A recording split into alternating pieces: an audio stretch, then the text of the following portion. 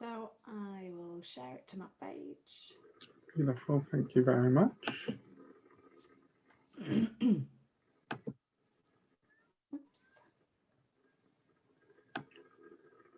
And yes, it looks like we are live, up and running. So welcome everyone.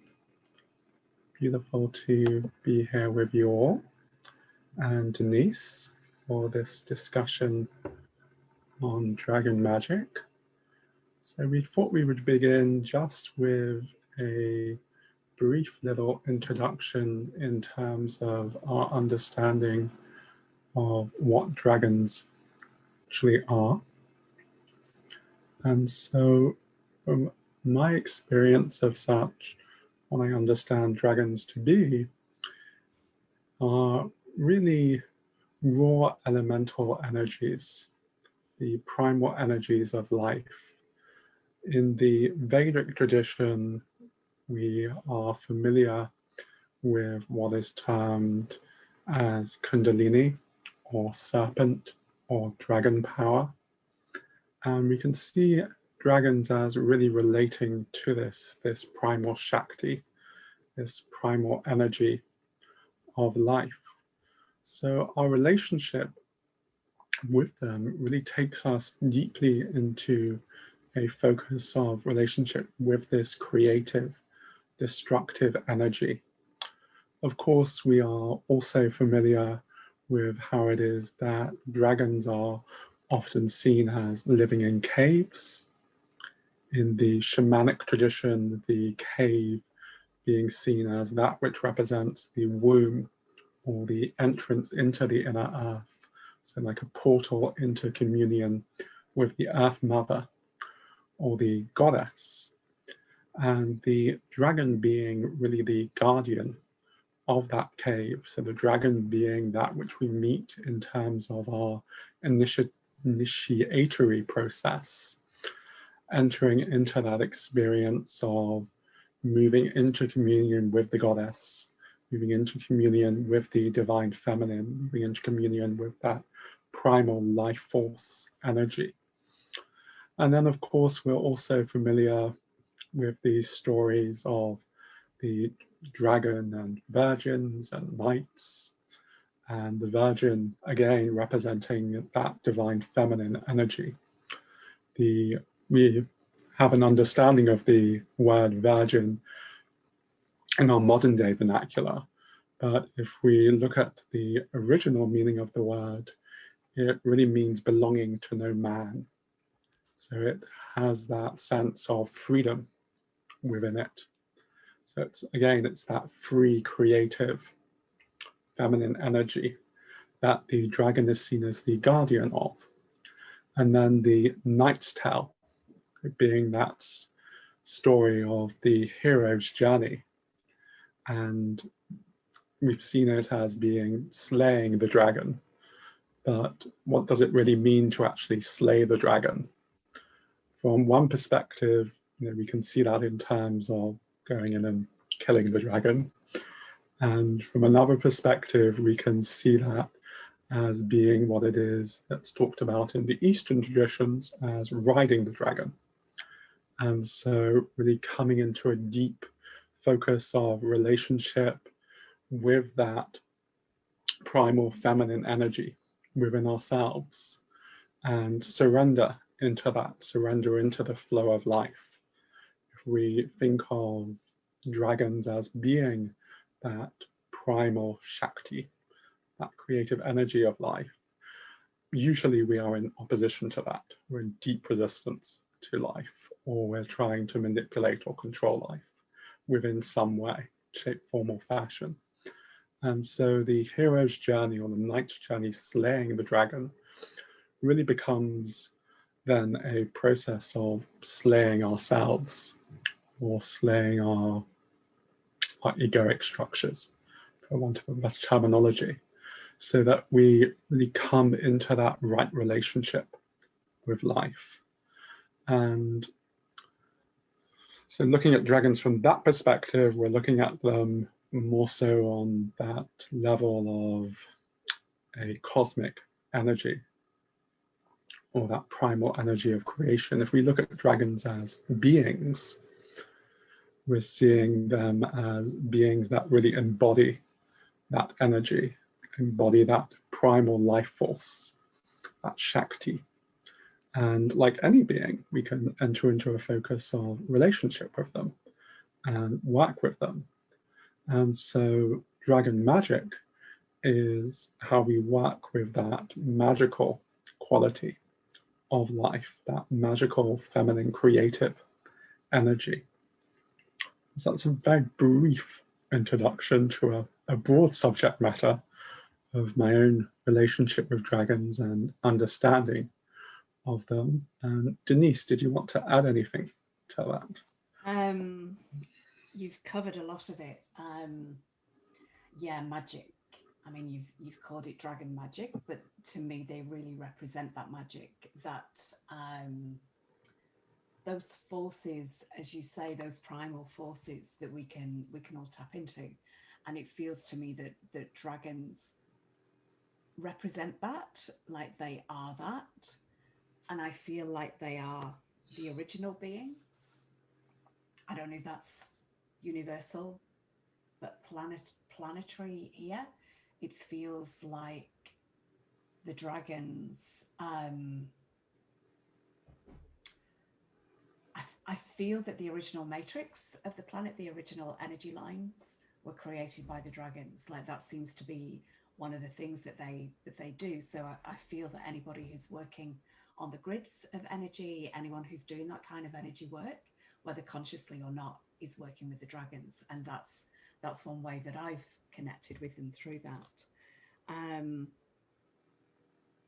and the divine feminine as well. Like you said that too. It's like the magic, the divine feminine energy, which is interesting because you can, the way that we perceive them isn't necessarily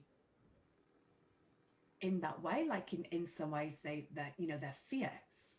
They've got that real protective energy, but all heart. Like that's what I feel when I connect with them. It's you can kind of feel the fierceness in there, but much more than that, you feel the heart. Um, and I'm just getting the nudge to mention this as well, that I feel that dogs and dragons are very similar.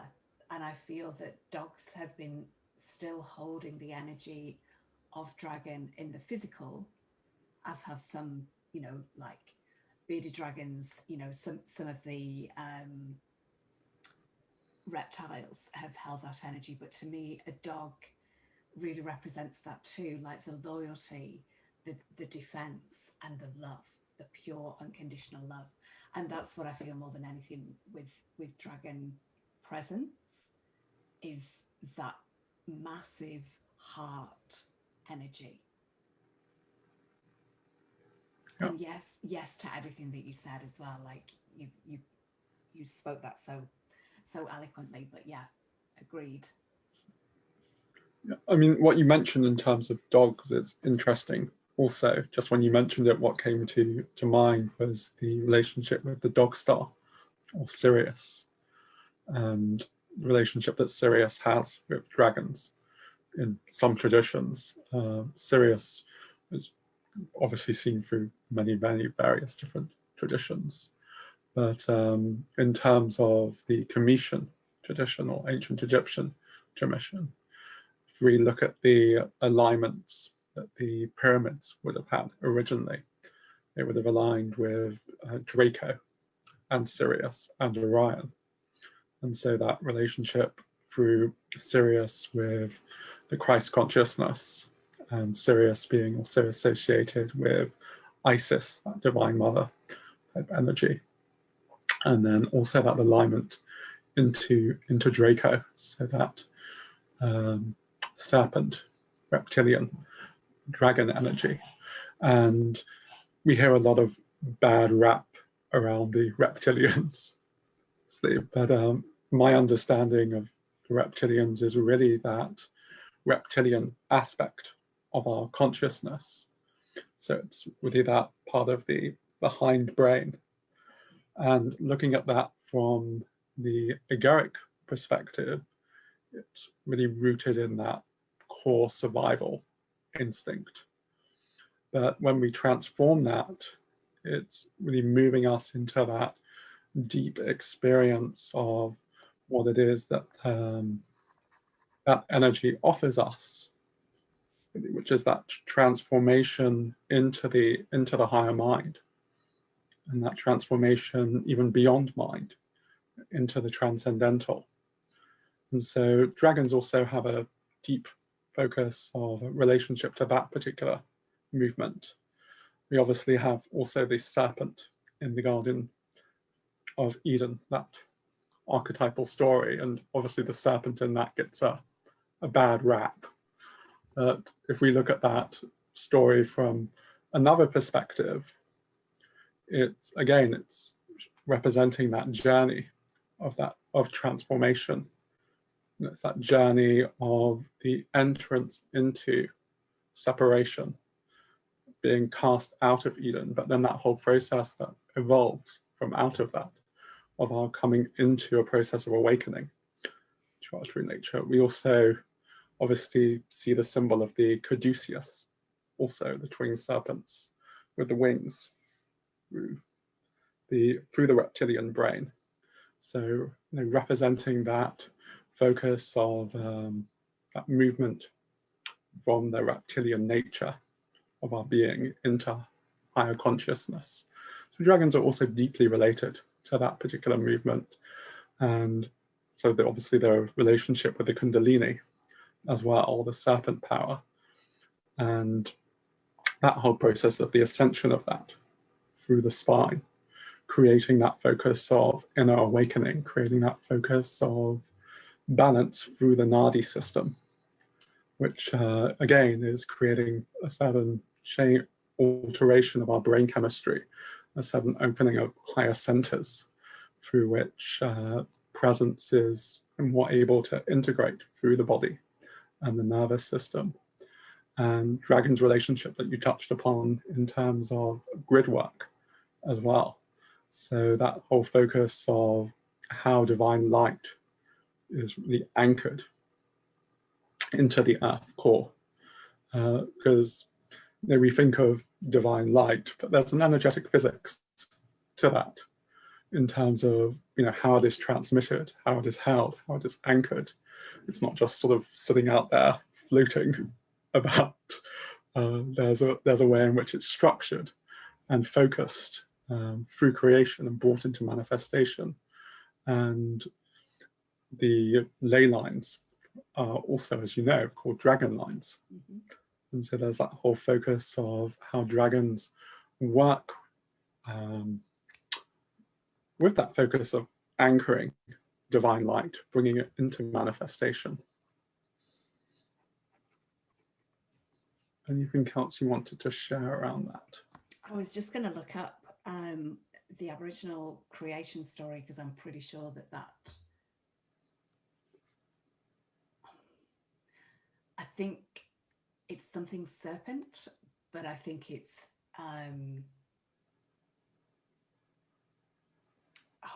yeah, I can't remember the name of it, but I think it isn't just meaning snake, it's meaning, I think it's actually meaning dragon more than snake, like the creation story. And yeah, just to add that of how many peoples across the planet, how many different nations all have a link to dragons, and it's in their history, and it's in so many creation stories.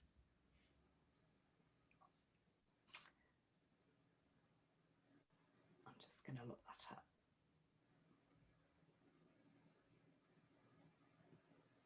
Yeah, I mean, I'm certainly aware, obviously, in Aboriginal tradition, the rainbow serpent. That's it. Yeah.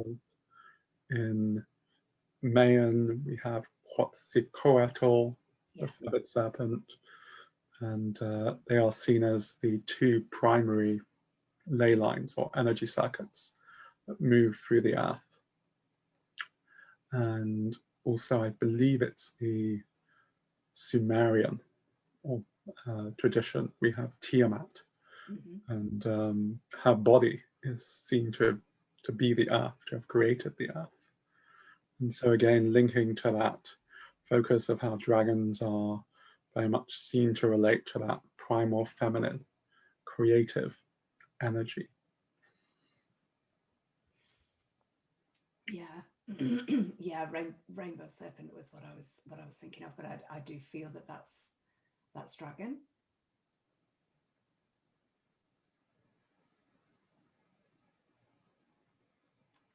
And it really feels, you know, a lot of us that do work on the land, a lot of the work that I did in the UK when I first got back here was releasing dragons. And it felt like they were dormant and that they'd kind of gone to sleep, as it were, and that what wakes them up is our resonance, it's our heart resonance. It's like they've been waiting for us as a species collectively and certain individuals to be of a resonance. And it's almost like your heart sends out this frequency that is the key to unlock the chains that they're kind of held in.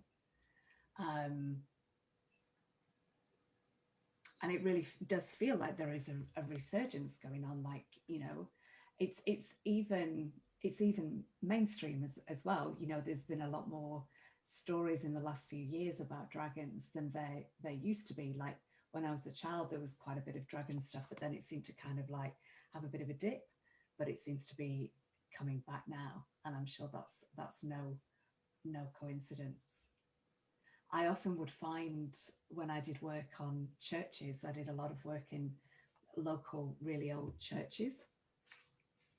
And it was linked to bringing back the divine feminine energy to those places. But I would often feel that they were like beneath the church, like that's why they were kind of stationed, for want of a better word. And it was a really beautiful process. And there was some kind of evidence backed up for that as well in things that friends around that time saw too. There was something when I was in Wales, and obviously Wales has a red dragon on its flag. Like dragons have still remained honoured there. Like the magic has never left Wales, maybe Ireland as well, but particularly Wales. And I was on a retreat there and doing some energy work, and I was separate from the group. I'd not actually gone inside to listen to what was going on. I just kind of felt drawn to go to a particular place and activate some dragon's eggs. And one of the girls that was in meditation inside saw lots of little dragons flying around like they'd just been birthed. So that was kind of like, I mean, I can't say that that's proof by any stretch of the imagination, but you know, in our world, it's as near to proof as you get.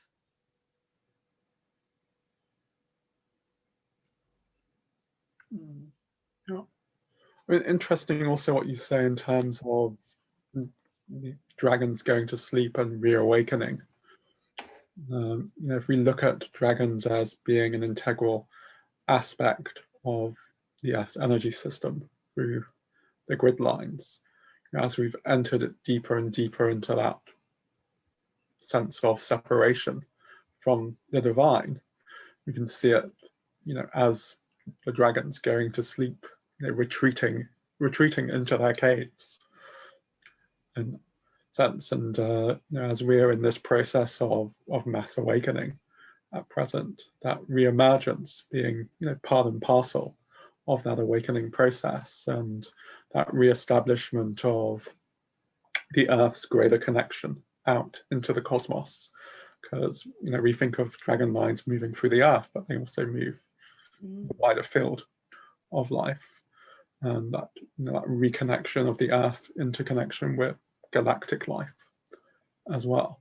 So, and also that entrance of where we as humanity collectively are, to use the analogy, we're going deeper and deeper into the cave, as it were. We're going deeper and deeper down the rabbit hole, deeper and deeper into what we've shoved down into that cave, which is all of that past karmic history and crud, for want of a better word. And clearing that out, we're meeting our dragons. So we're meeting our dragons in terms of how they are guardians of that initiatory process. And you spoke of their fierceness. We can meet them in that respect as being fierce guardians. But when we come to them with open heart, they transform. So what you were talking about in terms of our heart frequency really being what unlocks that. If we come to them as the knight trying to slay them, they chop our heads off, basically. But if we come to them from that place of surrender, and that place of openness, and that place of humility, we enter deeply into the cave. And of course, dragons are seen as laying upon treasure. Yeah. And obviously, we understand that treasure really to be the treasure of an inner awakening to truth. It's not literal treasure as in gold or jewels. It's that treasure of our own heart, our own true nature, that they really open us into deep relationship with. And then how we come into a relationship with that maiden within the cave, which is really that primal energy of Shakti, that original creational energy. And so there is definitely a reemergence of that we're seeing at present on the planet. So when we talk about that in terms of the dragon's awakening, we can look at it in terms of our own internal process with that and the dragon within ourselves. But we can then see how that's reflected in the outer world and dragons as beings. So yes, certainly. Yeah, and no coincidence that as the divine feminine is awakening on the planet, so the dragons, as we're connecting with that real sense of magic, like it's a real thing, magic. And so yeah, that's, as I said at the beginning, that's what the dragons represent to me. It's that real, that divine feminine magic. I think also, it'd be a good point here to actually give a deeper understanding of what we mean by magic, because there's a lot of stuff out there that people understand by that. And so when I speak of magic, I'm really speaking of this boundless potential of the divine to give rise to its limitless potential. It's how does creation happen? That's magic. How is it that you can hear me speaking and understand such? It's magic. We think of magic sometimes in terms of this sort of Hollywoodized production, but that's really just our mind's interpretation of it.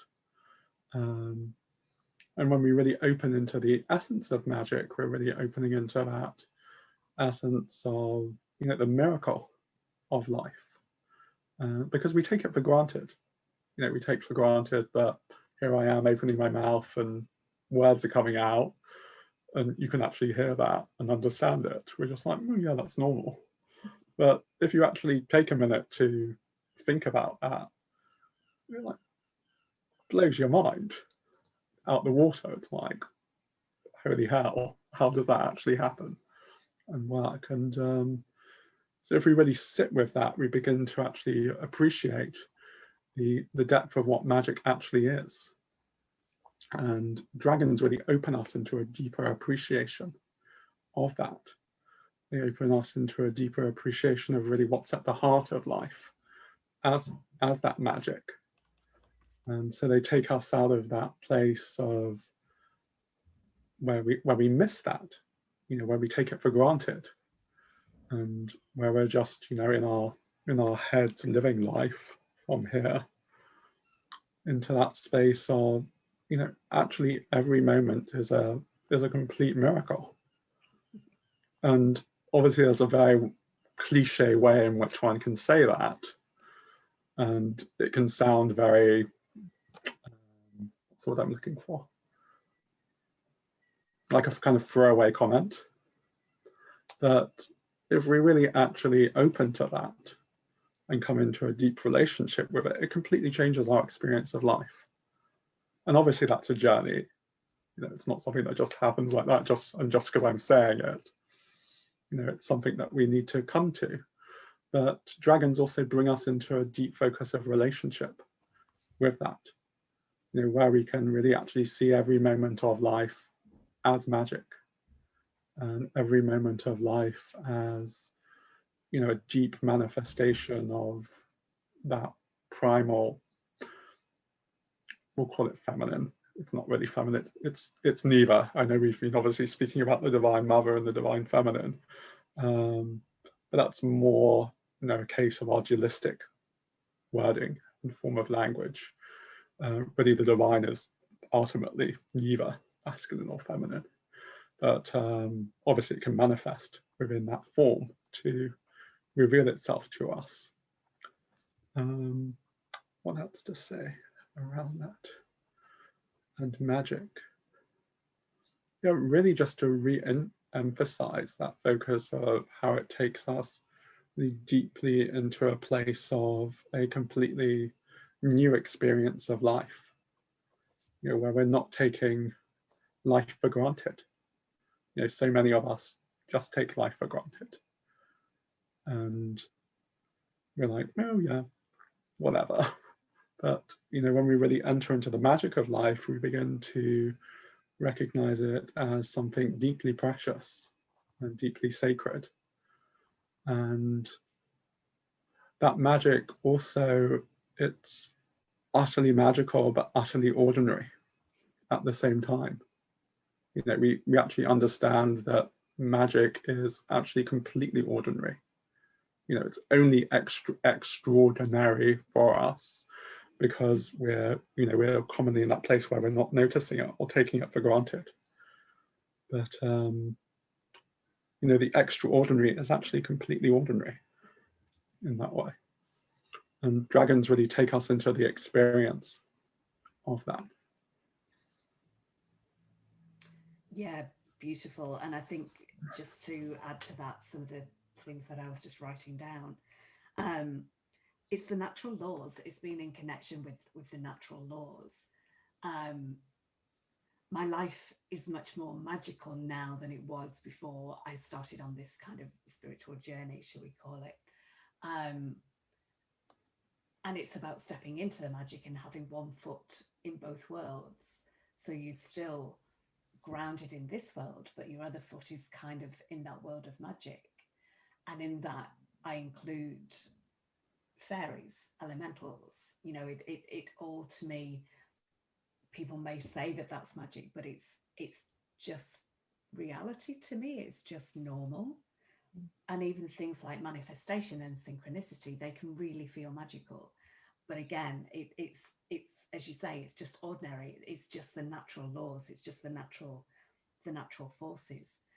But even in terms of energy and looking at the world from a frequency or an energy perspective, that can seem like that's magic too. Which on one hand it is, but again, same, it's just really ordinary. But in terms of like seeing energy, seeing sparkles around people, you could say that that's magic. But it's just energy. It's just the natural law and the forces of nature. And it seems that as we are connecting more to those realms, those forces, and increasing our connection, that's also why it kind of goes hand in hand with connecting more to dragons, and there's people on the planet that are very in touch with the forces of nature, like, you know, the weather, for example.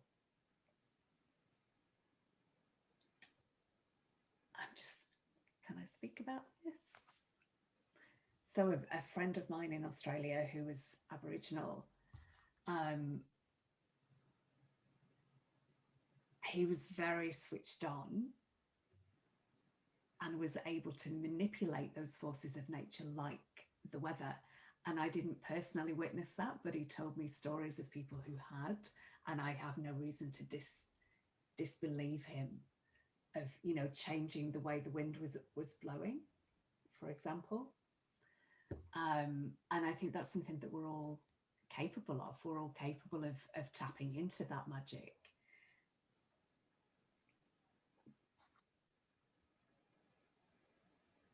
Yep, that was all I was going to bring in. Materialization, that's the word I was looking for, actually. I think we're moving into a space where we can bring into reality, we can materialize what we need. And it's similar to manifestation. I couldn't give you a definition of the two of them and say how they're different. They're obviously, you know, that they weave together. But again, that is something that I feel that we're moving into, of tapping into that ability. And we can kind of do it now, but it's maybe not out of thin air, which I feel is a place that we're perhaps moving into. Yeah, speaking of magic, we often think of it in those terms. And it's important to make the distinction here that when we're talking about magic, we're talking about it from that place of where we're really surrendered into relationship with the divine and relationship with life, because, you know, magic can be taken to that place where it's that sense of power over, or the power to manipulate nature, the power to make nature do this. And people have taken it to that place. Plenty of stories around that.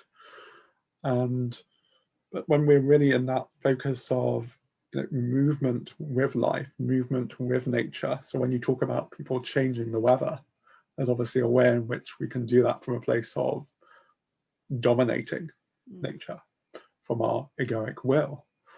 And there's a place in which we can do that from complete communion with nature and allowing the divine to move through us to facilitate that. And so really, when we talk about riding the dragon, we're talking about that surrender into how it is that presence of divinity, that presence of life manifests through us as magic. When we talk about manifestation or materialization, you know, we're also really talking about that. We're talking about that focus of how it is that the divine is moving through us to manifest life. Because really, ultimately, it's only the divine that really has the power to create or manifest. Right? You know, the ego has no power to do that whatsoever. It likes to think that it has that power, but it's quite obvious when you begin to examine it or look at it that it doesn't. And obviously, we can get very much caught up in that, and like we touched upon, you know, the whole route of manipulation that one can go down within that particular direction that, you know, we've all done somewhere across the line. That, you know, coming into that right relationship with life, or that right relationship with we'll call it magic, is really comes from that space of surrender. And as we touched upon earlier, you know, a space of the heart. And, you know, what is it to meet the dragon from that space of the heart, that space of humility. So that story of the knight entering into the cave, it's like we surrender, we lay down our sword, we lay down our armor, you know, we come naked before the dragon. And that's really the only way in which we slay the dragon, in inverted commas. You know, we don't slay it by fighting with it. We slay it by actually meeting it from that place of heart, and then it, it reveals its true face to us. When we see the dragon from that place of fighting with it, we see that fierceness, and that when we actually meet it from that place of heart, as you said earlier, it's all heart, it's all love, it's all just beauty. So, yeah.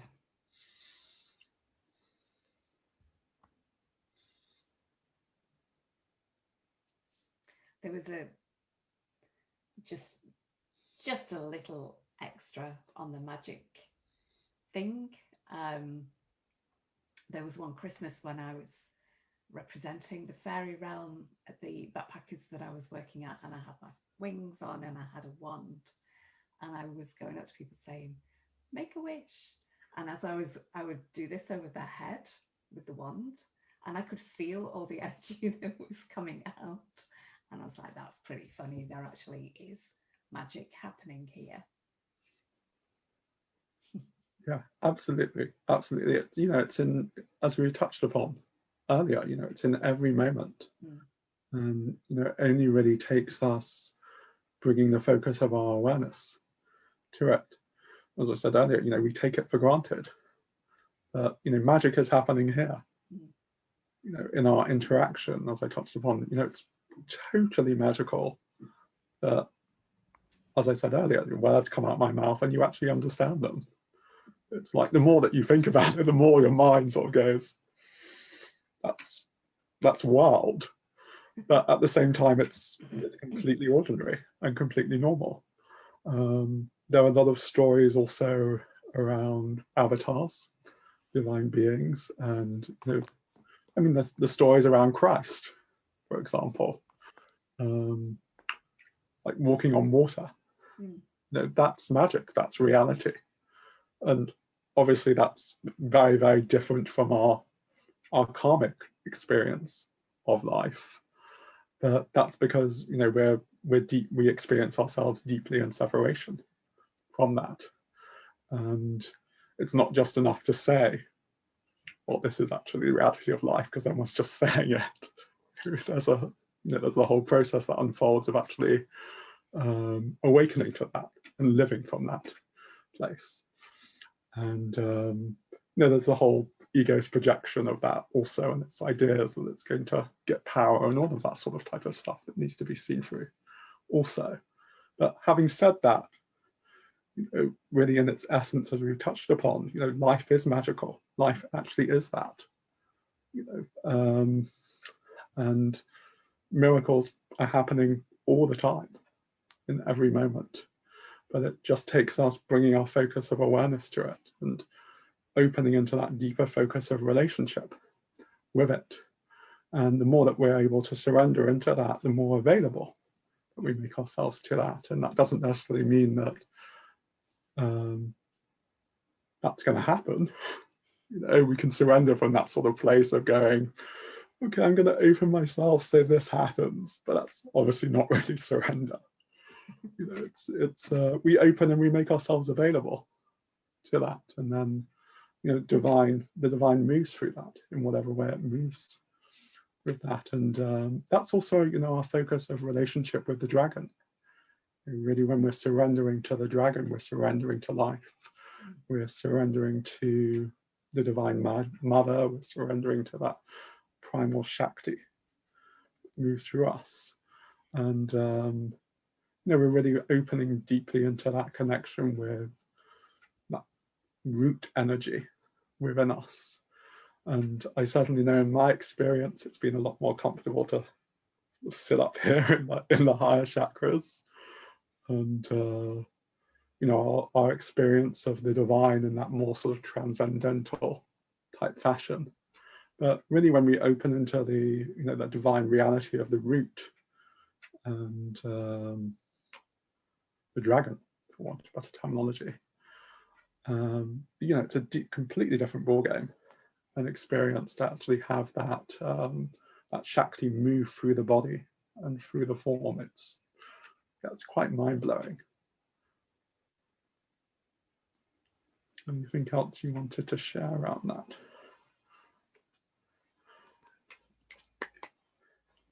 Lovely. No, just agreed with all that you have just said. So these beautiful cards are from Gayatri Singh. If anyone is interested in purchasing these, just get in touch with Gayatri. Oop. Well, that one just flipped over. What is that one? Oh, so these there is a lot of activation with these particular cards. So just looking into the eyes of the dragon, and the message of this one is determination.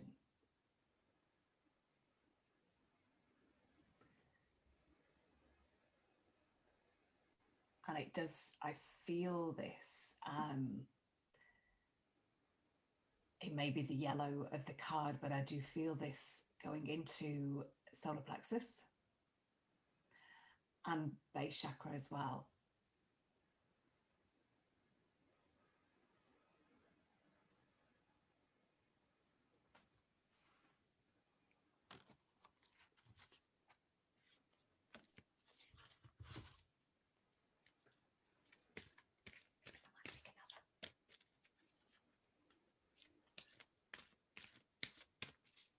Yeah, for me, dragons have always been very much connected with that energy of determination.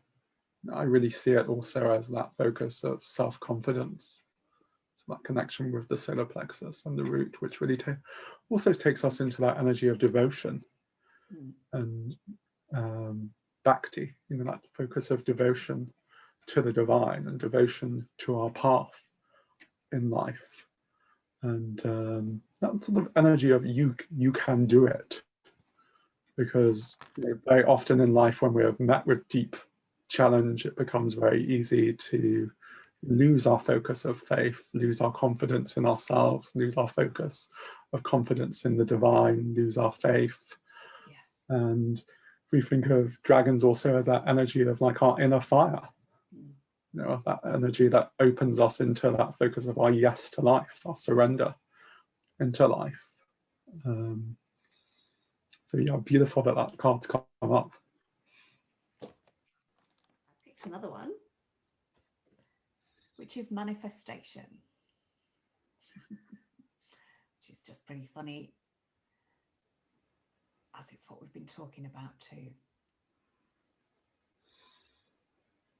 And this is nudging me to mention the elements, because this feels, this dragon feels very watery. And I've not really got into too much like the differences between dragons, but it is said that there are dragons linked to all the elements as well, and this one feels very water in its nature.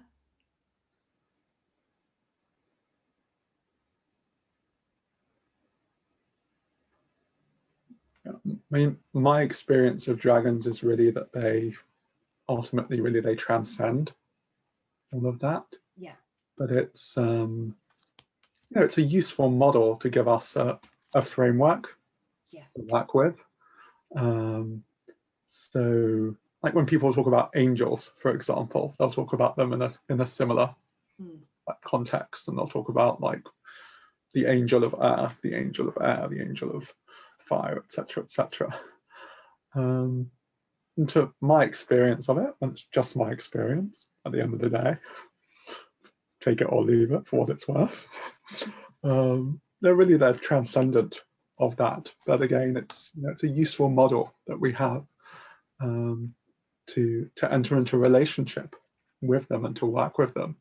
Really, when we're talking about the divine, and we're talking about dragons in relationship to the divine as being that primal Shakti, we're talking about something that's completely beyond words, something that's completely unfathomable. So, we have to give it structure in order to to be able to speak about it, to understand it. And thankfully, through grace, the divine allows that and accommodates that. And so we can enter into a relationship with it in that way. And there is certainly a level of truth to be said in terms of how we experience different expressions of the divine. So yes, some are certainly going to feel, as you say, much more watery in that sense, and they're going to take us into that experience of the emotional body and the subconscious and the Neptunian realms and our experience of the mystic in that sense, and those fiery energies which are going to take us much more into that focus of that fiery devotion to the divine and the fire of love and bhakti. And the fire of drive, that which pushes us forward. And the third one is this one, which is seeker. And this one is about tapping into our limitlessness and moving away from the ordinary and moving into the extraordinary, which really is just ordinary, but it's about that self-belief, as you mentioned before, and that not being complacent, still looking for more. And I link that so much with our evolution as humans as well. It's about not being stagnant, but keeping moving forward, having the drive that we mentioned before to kind of bring more into our reality. But you have to want that for it to come. Like there has to be that desire there. So that is seeker. Thank you, dragons.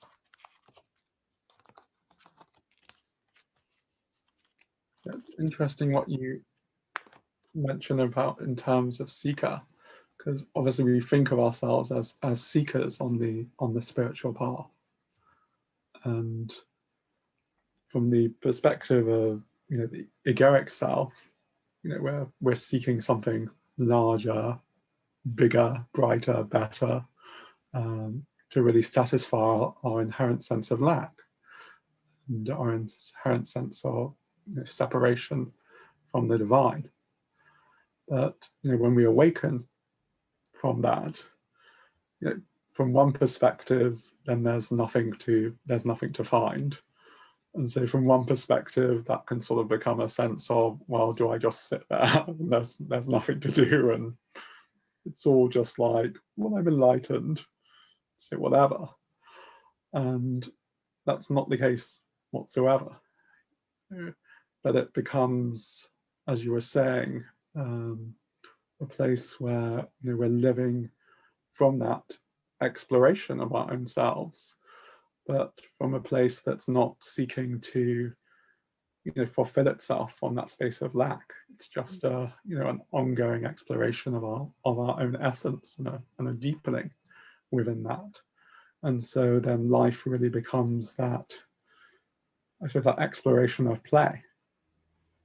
From the other place, it's like we're trying to get something from life and we're trying to fulfill ourselves, and life has to give me this, and life must be this, and I'm in control. And the other place, it's I suppose we are growing, in a manner of speaking. That's not the exact word, but it's the best word that I have at present. From that exploration of play. And dragon has that energy as well. We've spoken about it in terms of heart and fierceness, but it's also a very, very playful energy, a very childlike energy. In a way, it has that quality of innocence and openness in it. Yeah, and one feels quite arduous and work and kind of like trying to wade through treacle kind of energy. and the other just feels much more smooth and in flow. Absolutely. That's not to say that even within the smooth and in flow, we might not get, buffeted off to the side a little, and dip with our heads under the water sometimes. It's not always Part and parcel of the path. yeah, not always smooth sailing, but always worth it for the gold, for the treasure.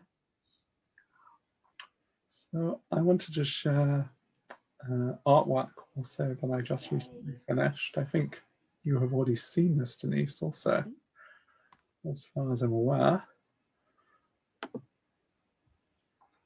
I should be able to share the screen, hopefully. Hopefully that's worked. Yes, it has. Perfect. So I started this artwork off about 5 months ago and just completed it a day or two ago. And it was about 90% complete. Even I think about 2 months ago, and literally that last 10% took me about 2 months to complete. Just really grounding that frequency and energy. And so this represents the essence of what we've been discussing. It represents the essence of dragon magic, and takes us into a focus of deeper communion or relationship with that.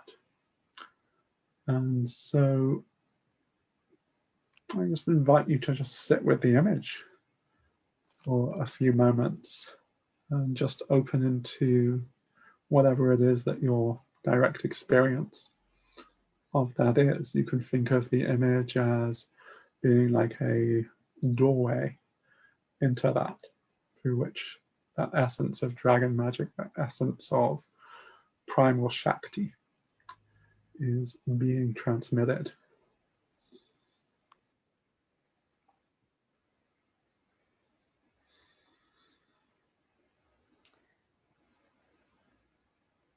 I feel I'm getting the nudge to bring some light language through while people are just looking at that.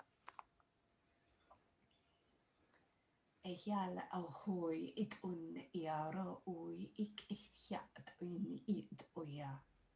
Nepai it ehioi it uruno it nukukul it ia. Kia han uit anekarot un. Burleke it nyakia. Ele uruno kuit dadai dadan. Ol akit iano kuist iart un.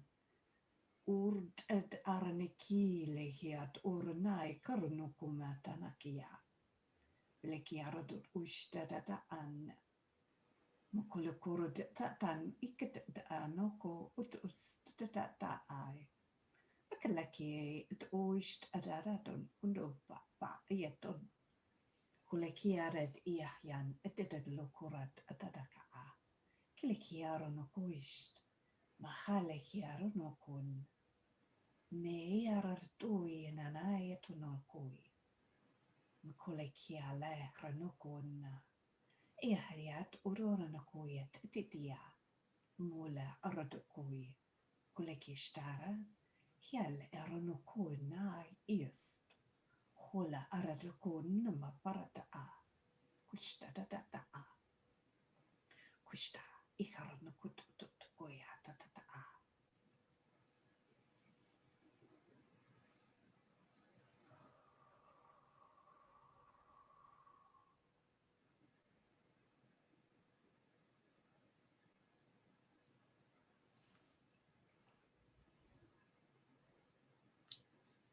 Wanted to zoom in also so you can see a little bit more of the detail within such. Wow.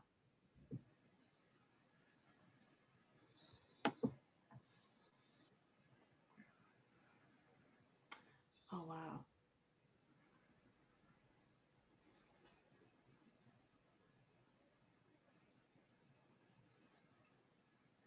So you can think of this central aspect of the artwork or the code as really being the heart of the dragon. So that place where we're really surrendering into that primordial fire of divine love.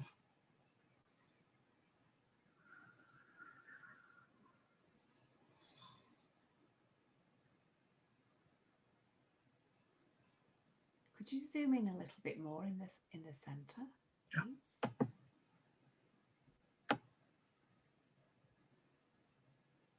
Wow.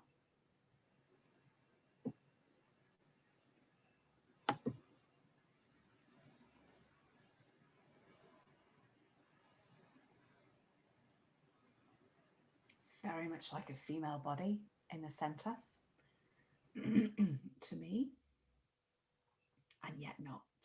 Yeah, a lot of people have actually said that to me when they've seen it. I mean, I've drawn it as the threefold flame that I'm sure a lot of people are familiar with in terms of the Trinity and divine light, divine power, divine love. But yeah, a lot of people have said that they see a feminine form or body within it, which wasn't intentional by any means, at least consciously. So, I mean, when I draw these, I'm not sitting with a sort of conscious focus of intention of I'm going to draw this or I'm going to draw that. It's a process of, as we've been touching upon, that process of deep surrender into, you know, how it is that magic, that mystery is weaving itself through me. So as the code or the artwork is coming into form, there's various different layers or stages within which it forms, and this final project actually looks very, very different to other stages. I had no idea that this would be the final product whatsoever. It looks very different to what I actually expected, which is, you know, part and parcel of the mystery of it and the magic of it. And I love the pillar of light. It's like the threefold flame held within the pillar of light, and obviously it looks like an egg in the center, but it holds that yoni feel to it as well, the Vesica Pisces feel. And I love the flames around the outside of that looks so organic. Like I thought they were flowers until you zoomed in, and then it's like, are they kind of like flames too? Are they all? They're all different symbologies in between those. So you've like got the crescent moon. Yeah. So these various different symbols represent, in the Vedic tradition, there are what are known as the I'm going to try to pronounce this correctly. Apologies if I'm completely slaughtering the pronunciation. Ashta Bhairav and Ashta Bhairavi.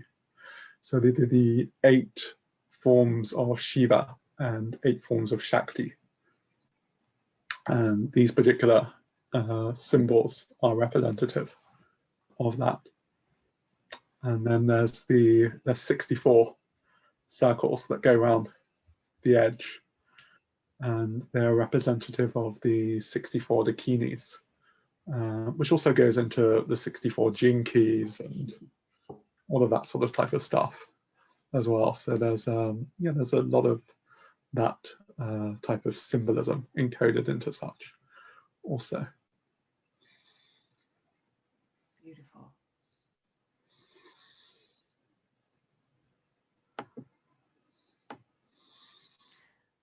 Just catching all the circles there. Are they're all different? The 64? Yeah, there's 8 different symbols and that's repeated. Yeah. And are they the symbols that you mentioned of the word that you struggled with? Those traditional. So these represent the Ashta Bhairav and Ashta Bhairavi. Those 8 forms of Shiva and Shakti. And then these are representing 8 particular manifestations of the divine. So they're 8 primordial forms of Shakti, which are represented by the 5 elements, and then represented by the sun and the moon and Atman. And Atman is really representing the soul, or representing divine presence, representing our true nature. So those symbols are representative of that. So to give you a quick example, this particular one would be representative of the sun, for example. This particular one here would be representative of the moon. And the others are going into being representative of the elements and Atman. And they're multi-layered also. So that's one layer of what they represent. It's these 2 symbols here that actually took about 2 months to draw. Wow. Not physically, but to actually figure out, for want of better terminology, what those actual symbols were and how they would look. And each of these ones just came through in the space of like 15 minutes. And I was like, oh, it's almost done. And then those 2, it was like, no idea what they look like, what they're supposed to be. But you can think of really the border of the image being that which is, I suppose, like grounding the energy in and anchoring it. Obviously, the border being like a container, in a manner of speaking. And so it's like holding that core frequency and focusing it. And so those 2 symbols coming in, you could see them as being like the real anchor and integration of the artwork or the code. And so as a process that my own energy system and consciousness needs to go through, as you're aware, when we're bringing through an energy and integrating it and birthing it, want of a better word. And so yeah, those 2 symbols, even they look very simple, and they took maybe like 5 minutes to actually physically draw. The process of such is a lot longer in that respect. And this particular symbol here, which I'll zoom in on,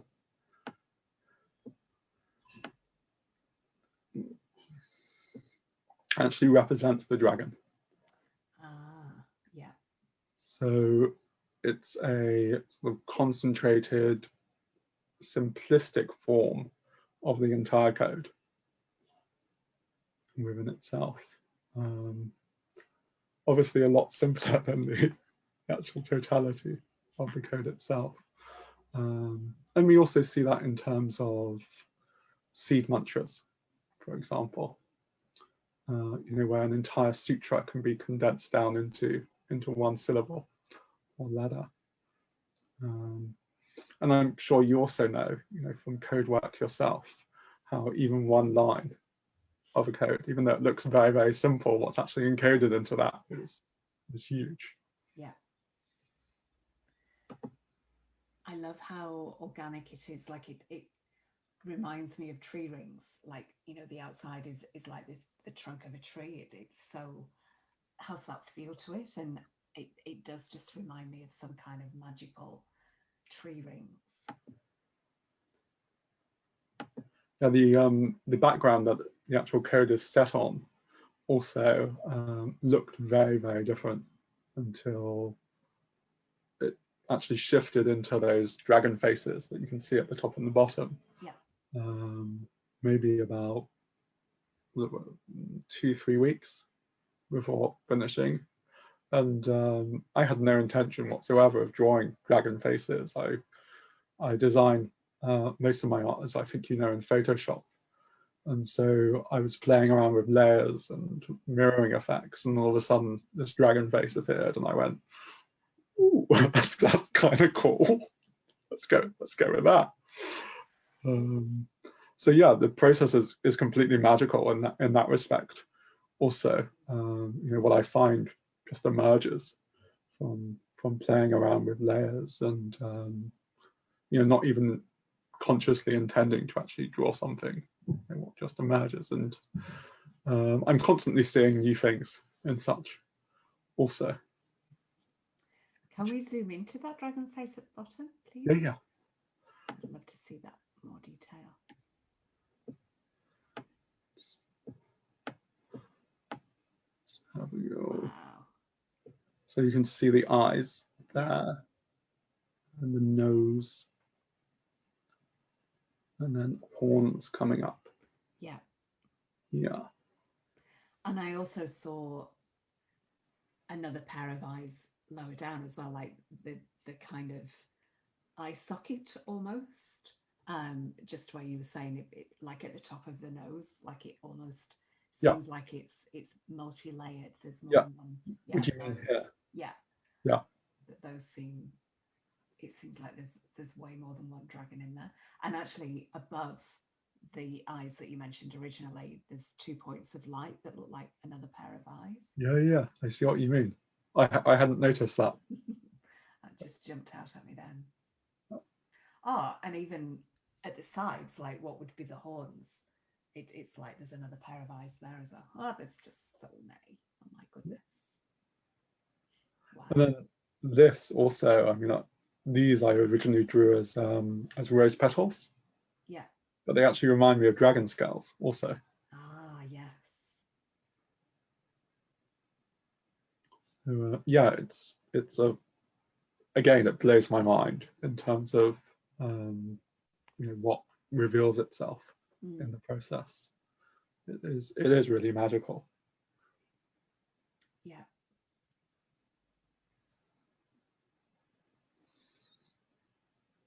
Wow.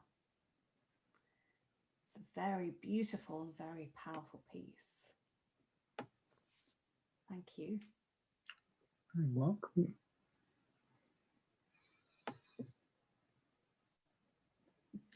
So, anything you wanted to share in closing? So I'm getting the nudge to share this, that I don't know if I've shared this publicly before. The house that I moved to just over 6 months ago, when the lawn was put down, the first time that I was able to go on the lawn at night, and I was just sitting there, and my eyes were open, and this is I don't often see things with these eyes, but I saw this. It was like a bit of gold here, and then almost like a line, and then a bit of gold there, and a line, and it was quicker than that. It kind of like came down quite quickly, and I felt something settle by my side.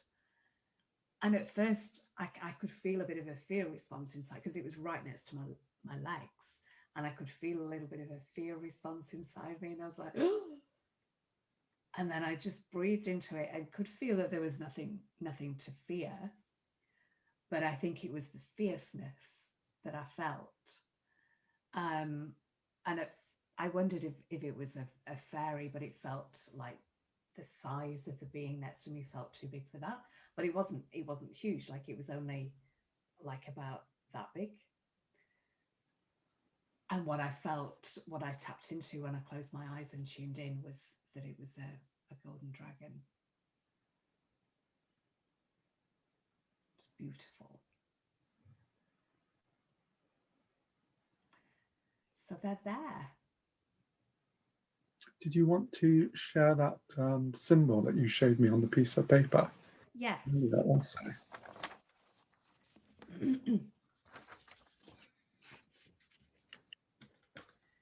So this is just a rough drawing. So before, Susanna Mara and I did a water alchemy event gathering last week on World Water Day. And when I was sitting by water before the event, water gave me this symbol, which I feel that is an octahedron, and that there's a circle within the octahedron, and these three and those three are spinning. And I don't know if they change direction, but it feels like they're creating in there.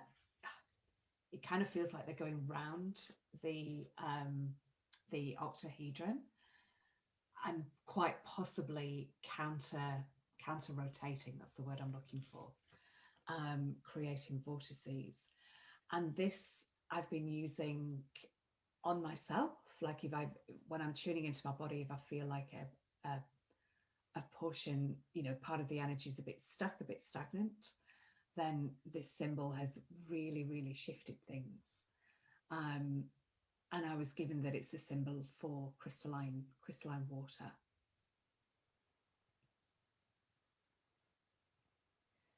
So feel free, if anybody wishes to work with that, and if you feel free to let me know how it feels to you.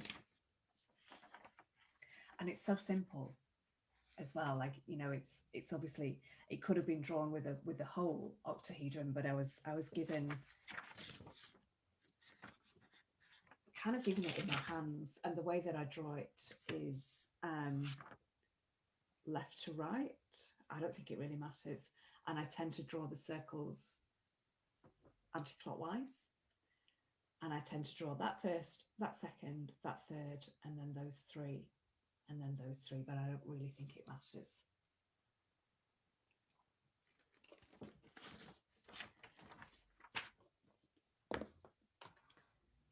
Thank you, Damien. This has been a lot of fun. Gorgeous. Thank you for joining me. Really lovely discussion. And I'm very honoured that you asked me, and that the dragons gave you that nudge too. Thank you, everyone, for joining us. Really beautiful to share this space with you and speak a little bit about a subject that's very dear to my heart. And myself and Denise will see you all somewhere down the yellow brick road, as they say. Have a beautiful rest of your day. Much love.